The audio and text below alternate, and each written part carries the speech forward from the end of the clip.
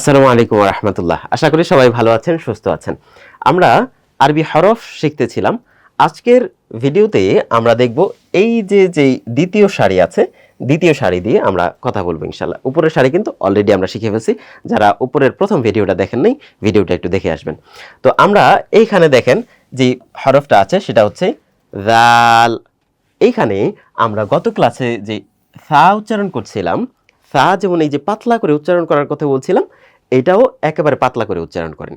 সা সা সা এইভাবে যে পাতলা করে উচ্চারণ করছিলাম, এই জালটাও আমার জিহ্বার আগা, সামনের উপরের দুই দাঁতের যে আগাটা আছে, এই কথাটা অনেক কঠিন মনে হয়। এই যে উপরে যে সামনে দুই দাঁত আছে, এই দুই দাঁতের সাথে একটু আপনার জিহ্বাটাকে লাগাই দেন, তাহলেই দেখবেন যে খুব সহজে উচ্চারণ হচ্ছে। জাল জাল খুবই পাতলা। র, এটা খুবই সহজ। র, ঠিক আছে। বাংলায় যে র আছে মোটামুটি কাছাকাছি, তবে এটা কখনো মোটা হয়, কখনো পাতলা হয়। এগুলো আমরা পড়ার সময় দেখব। আরবিতে যখন কোরআনের আয়াত পড়বো আমরা, তখন দেখবো যে কোথায় মোটা করে পড়তে হয়, কোথায় চিকন করে পড়তে হয়। এরপরে যেটা আছে সেটা হচ্ছে ঝা। ঝা, এইটা ওয়ান কাইন্ড অফ যে বাংলায় যে ঝ আছে এটার মতোই, তবে একটু ধাক্কা দিয়ে দিবেন। ঝা, ঠিক আছে। এরপরে যেটা আছে সিন, এটাও খুবই সহজ। সিন, এটার সাথে বড় কোনো সায়েন্স নেই। সিন সিন সিন, সহজ। আমার সাথে একটু পড়েন, সিন। এরপরে যেটা শিন, দুইটার ভিতরে পার্থক্য কি? এটা হলো একটু চিকন, এটা হচ্ছে একটু মোটা করে। শিন স শ, সা সা, সা সা, সিন শিন, ফাইন। এরপর যেটা সদ, এই জায়গাতে আমরা একটু গোলায় ফেলি। সিন আর সদ, দেখেন একটা হলো সিন আর একটা হলো সদ। সা স, সা স, দুইটার ভিতরে একটু পার্থক্য আছে কিন্তু।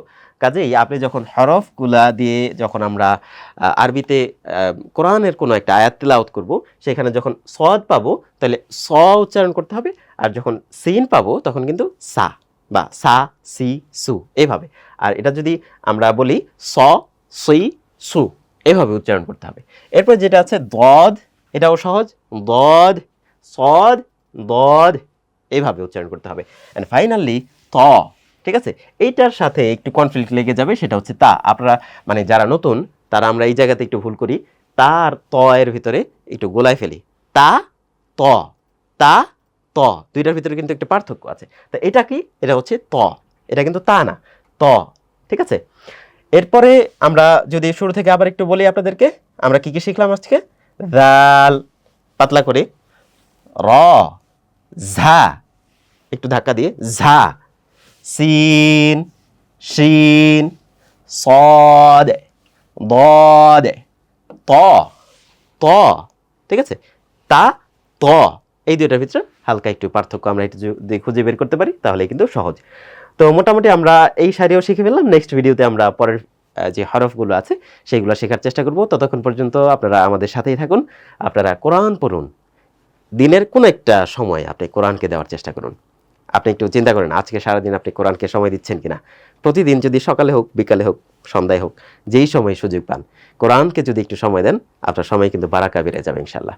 তো আজকে এই পর্যন্তই। আসসালামু আলাইকুম ওয়া রাহমাতুল্লাহ।